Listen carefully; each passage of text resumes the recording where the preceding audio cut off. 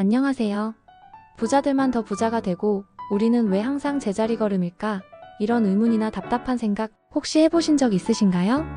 매일 열심히 일하고 아껴 쓰고 저축해도 왜 부자가 되기 어려운지 그 이유가 궁금하지 않으셨나요? 오늘은 그 비밀의 문을 활짝 열어줄 아주 중요한 책, 바로 필립 바구스와 안드레아스 마르크 바르트가 공동 집필한 역작 왜 그들만 부자가 되는가를 쉽고 재미있게 그리고 아주 상세하게 챕터별로 샅샅이 파헤쳐 볼 시간을 가질게요. 정말이지 우리의 통념을 깨부수는 놀라운 내용들이 가득하니 귀를 쫑긋 세우고 함께 집중해 주시길 바랍니다. 이 책은 단순히 부자들이 돈을 많이 번다는 일반적인 이야기에 머무르지 않습니다. 오히려 우리가 매일매일 발 딛고 살아가고 있는 현대 자본주의 사회, 그 중에서도 돈이라는 근본적인 시스템 자체에 심각한 구조적 문제가 내재되어 있다고 날카롭게 지적하고 있어요. 특히 정부와 중앙은행이 주도적으로 돈을 발행하고 통화 정책을 결정하는 그 방식이 결과적으로는 소수의 특권층에게만 지극히 유리하게 작용하며 이것이 사회 전반의 부의 불평등을 더욱 심화시키는 주요 원인이라고 아주 충격적이고도 설득력 있는 주장을 펼치죠. 자, 그럼 이 놀라운 통찰을 담고 있는 책의 내용을 챕터별로 좀 더 깊이 있고 자세하게 들여다볼 준비가 되셨나요? 그럼 지금부터 함께 시작해보시죠. 첫 번째 챕터, 좋은 돈은 무엇인가? 여러분, 우리가 매일 쓰고 있는 이 돈이라는 것이 대체 무엇일까요? 지갑 속에 들어있는 이 지폐와 동전 한 장 한 장이 우리 삶에서 그리고 경제 시스템에서 어떤 본질적인 의미와 역할을 가지고 있을까요? 이 챕터는 돈이라는 것에 대한 가장 근본적인 질문부터 우리에게 던져줍니다. 인류 역사 속에서 돈이 언제 어떻게 처음 생겨났는지, 그리고 시간이 흐르면서 그 형태와 기능이 어떻게 변화해 왔는지, 더 나아가 좋은 돈과 나쁜 돈은 과연 어떻게 구분될 수 있는지에 대해 명확하고 흥미롭게 설명해 줍니다. 과거 아주 먼 옛날에는 금이나 은처럼 그 자체로 고유한 가치를 지닌 귀금속이 돈의 역할을 수행했습니다. 하지만 지금은 어떤가요? 정부가 이것은 법정화폐다 라고 선언하고 중앙은행이 찍어내면 곧바로 돈이 되는 이른바 명목 화폐 파이앤머니 시스템이죠. 이 현대적인 명목 화폐 시스템이 부자들에게는 어떻게 계속해서 유리하게 작용해 왔는지, 그 돈의 진화 과정과 부의 불균형 간의 상관관계를 매우 설득력 있게 풀어내고 있어요. 이 부분을 읽다 보면 정말 돈의 본질에 대해 이제껏 해보지 못했던 깊이 있는 성찰과 고민을 하게 될 것입니다. 두 번째 챕터, 누가 돈의 주인인가? 우리가 매일같이 땀 흘려 열심히 일해서 버는 소중한 돈, 그 돈의 진짜 주인은 과연 누구일까요? 내 통장 잔고에 찍혀있고 내 지갑 속에 들어있는 돈이니까 당연히 내 돈이라고 생각하는 것이 일반적이고 자연스러운 생각일 것입니다. 하지만 이 책에서는 현대화폐 시스템 속에서 돈을 발행하고 그 유통량을 통제하며 궁극적으로는 돈의 가치에 막대한 영향력을 행사하는 진짜 주체가 누구인지를 냉철하고 예리하게 분석합니다. 바로 정부와 중앙은행, 그리고 그들과 밀접한 관계를 맺고 있는 금융 엘리트들이죠. 이들이 과연 어떤 메커니즘으로 돈을 만들어내고 그것을 시장에 어떻게 공급하며 그 과정에서 어떤 정치적, 경제적 이해관계들이 복잡하게 얽혀 있는지 그 숨겨진 진실을 자세히 알려줍니다. 돈의 주인이 누구냐는 이 질문 자체가 우리의 기존 통념과 상식을 완전히 뒤흔들고 새로운 시각을 열어주는 중요한 질문이 될 것입니다. 이 질문에 대한 답을 찾아가는 과정에서 우리는 돈이 단순한 교환 수단 이상의 거대한 권력임을 깨닫게 됩니다. 세 번째 챕터, 우리의 돈은 얼마나 안전한가? 지금 우리가 매일 사용하고 있는 이 화폐 시스템, 과연 굳건하고 안전하다고 확신할 수 있을까요? 언제든 필요할 때 그 가치를 변함없이 유지하며 자유롭게 사용할 수 있는 돈이야말로 진정으로 안전한 돈이라고 할 수 있을 텐데요. 이 챕터는 바로 그 현재 사용하고 있는 화폐 시스템의 안정성에 대해 매우 날카로운 질문을 던집니다. 중앙은행이 마음만 먹으면 무한정으로 돈을 찍어낼 수 있는 지금의 명목 화폐 시스템에서는 우리가 애써 모은 돈의 구매력과 가치가 언제든 예상치 못하게 흔들리고 하락할 수 있음을 강력하게 경고하고 있어요. 물가 상승을 의미하는 인플레이션, 그리고 반대로 물가 하락을 의미하는 디플레이션과 같은 경제 현상들이 단순히 시장 참여자들의 활동이나 수요와 공급의 원리 때문만이 아니라 화폐 시스템 자체에 내재된 근본적인 불안정성에서 비롯될 수 있다는 점을 조목조목 짚어줍니다.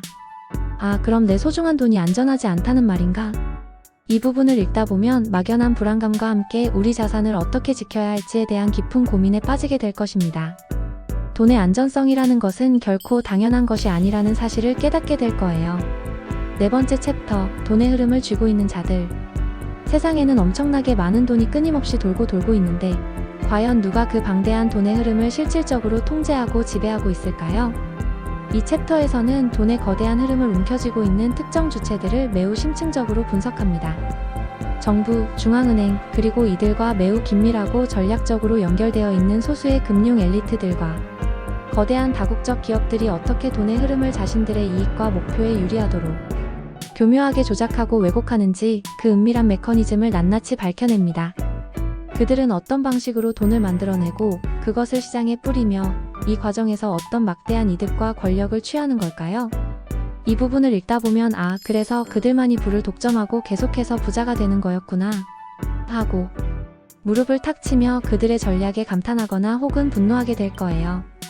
돈의 흐름을 이해하는 것이 곧 부의 비밀을 푸는 열쇠라는 것을 알려줍니다. 다섯 번째 챕터, 그들은 어떻게 돈을 빼앗는가?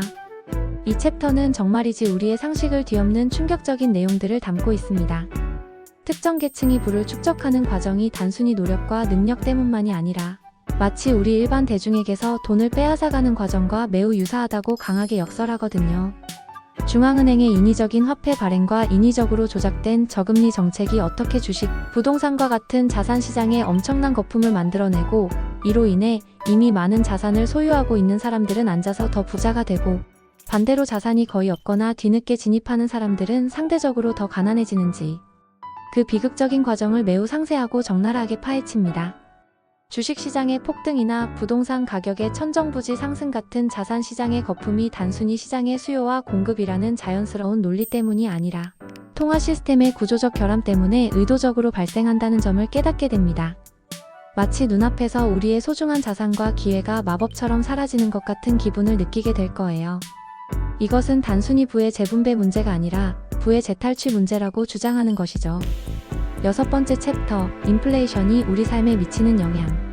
물가 상승을 의미하는 인플레이션, 이 단어 이제는 너무나 익숙하고 피부로 와닿는 현상이죠. 마트의 물건값, 기름값, 외식비가 오르는 인플레이션을 우리 모두는 매일매일 경험하고 있습니다. 이 챕터는 인플레이션이 우리 개인의 삶에 얼마나 심각하고 광범위한 부정적인 영향을 미치는지, 그리고 왜 우리가 경제적으로 갈수록 더 어려워지는지 그 이유를 아주 명확하게 설명합니다. 특히 새로운 돈이 시스템에 풀릴 때 그 돈을 가장 먼저 얻게 되는 자들, 즉 정부, 거대 은행, 그리고 소수의 대기업들은 그 돈으로 먼저 자산을 사들이거나 투자를 하여 막대한 이득을 보지만 그 돈이 시장을 거쳐 일반 시민들이나 성실한 저축자들에게까지 도달했을 때는 이미 돈의 가치가 하락하여 구매력이 약해지는 이른바 칸틸론 효과에 의해 손해를 보는 불평등한 구조를 지적합니다. 제가 아침부터 밤늦게까지 열심히 일해서 어렵게 모은 돈의 가치가 물가 상승이라는 이름으로 점점 줄어든다는 걸 생각하면 정말이지 속상하고 허탈하죠. 결국 이러한 인플레이션이 부의 격차를 더욱 벌리는 핵심적인 원인이 된다는 것을 다시 한번 상기시켜줍니다. 인플레이션은 결코 중립적인 현상이 아니라는 메시지를 던집니다. 일곱 번째 챕터, 경제는 왜 흔들리는가?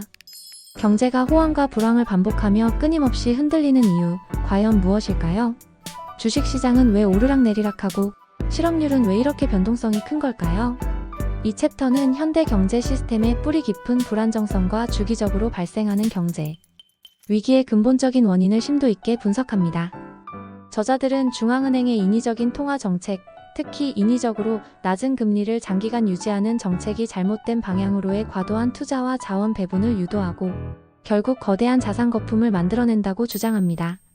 그리고 이 거품이 결국 터지면서 대규모의 경제 위기를 야기한다고 설명해요. 경제 위기가 단순히 외부적인 충격이나 예상치 못한 사건 때문에 발생하는 것이 아니라 우리가 의존하고 있는 화폐 시스템 자체의 구조적인 결함과 문제점 때문에 반복될 수밖에 없는 숙명과도 같다는 점을 냉철하게 알려줍니다. 그럼 경제 위기는 피할 수 없는 숙명 같은 건가요? 우리는 그저 이 시스템 속에서 휘둘릴 수밖에 없는 것일까요? 이 질문에 대한 깊은 고민을 유도합니다. 여덟 번째 챕터, 화폐 독점의 엔딩. 지금과 같은 형태의 화폐 시스템이 과연 영원히 지속될 수 있을까요? 아니면 언젠가는 그 한계에 부딪히게 될까요? 이 챕터는 현재의 중앙은행 주도 화폐 시스템이 근본적으로 지속 불가능하며 언젠가는 매우 심각하고 광범위한 경제적, 사회적 위기를 초래할 수 있다고 강력하게 경고합니다. 중앙은행이 돈의 발행권을 독점하고 통화량을 조절하는 방식이 결국은 그 한계에 다다를 것이라는 매우 과감하고도 예측적인 주장을 내놓죠. 그리고 단순히 현재의 문제점을 비판하는 것에 그치지 않습니다. 진정한 의미의 경제적 정의와 공정하고 지속 가능한 사회를 실현하기 위해서는 현재의 화폐 시스템 자체를 근본적으로 개혁해야 한다고 매우 강력하게 강조해요. 그럼 어떤 방식으로 화폐 시스템을 개혁해야 할까요? 어떤 대안이 있을까요? 이 챕터에서 저자들이 제시하는 대담한 비전과 현실적인 대안들을 함께 찾아볼 수 있을 것입니다. 이것은 더 나은 미래를 위한 중요한 제안입니다. 마지막 챕터, 누구도 말하지 못한 부의 격차. 이 마지막 챕터는 책 전체의 핵심 메시지를 다시 한번 강조하며 대단원의 막을 내립니다. 부의 불평등 문제가 단순히 개인의 노력 부족이나 능력 차이 때문만이 아니라는 것을 다시 한번 강력하게 강조하죠. 우리가 미처 깨닫지 못했거나 혹은 일부러 외면해왔던 화폐 시스템의 구조적인 문제들과 그 뒤에 숨겨진 권력 관계들이 바로 이 거대한 부의 격차를 만들어내고 시간이 갈수록 더욱 심화시키는 진짜 주범이라는 것을 명확하게 밝혀냅니다. 이 책은 이 복잡하고 민감한 부의 불평등 문제에 대해 매우 심층적인 분석을 제공하며 과연 이 문제를 어떻게 해결해야 할지에 대한 저자들의 깊이 있는 통찰력과 구체적인 해결책까지 제시하고 있어요. 정말이지 우리 모두가 함께 고민하고 논의해야 할 매우 중요한 사회적 의제라고 생각하게 됩니다. 이 책을 통해 우리가 살아가는 세상의 경제적 현실을 더욱 명확하게 이해하고 더 나아가 우리가 더 나은 미래를 위해 어떤 역할을 할 수 있을지에 대한 영감과 동기를 얻을 수 있을 것입니다. 여러분, 이 책 왜 그들만 부자가 되는가를 통해 우리가 살고 있는 경제 시스템과 매일 사용하는 돈이라는 것에 대해 이제껏 경험해보지 못했던 새로운 시각과 깊은 이해를 가지게 되셨기를 진심으로 바랍니다. 단순히 부자들을 막연하게 부러워하거나 질투할 것이 아니라 그들만이 계속해서 더 부자가 되는 숨겨진 이유와 그들의 전략을 정확히 이해하고 우리 또한 이 거대한 시스템 속에서 현명하게 우리의 부를 지키고 더 나아가 현명하게 부를 늘려나갈 수 있는 방법을 끊임없이 고민하고 찾아야 할 것입니다. 왜 그들만 부자가 되는가는 단순한 경제서적이나 북리뷰를 넘어 우리 사회의 근본적인 문제에 대한 날카로운 질문을 던지고 그 해답을 함께 찾아보자고 우리를 초대하는 매우 중요한 책이라고 생각합니다.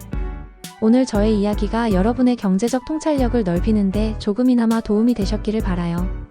다음에 더욱 유익하고 흥미로운 정보로 다시 찾아올 것을 약속드리며 오늘 영상은 여기서 마치겠습니다. 감사합니다.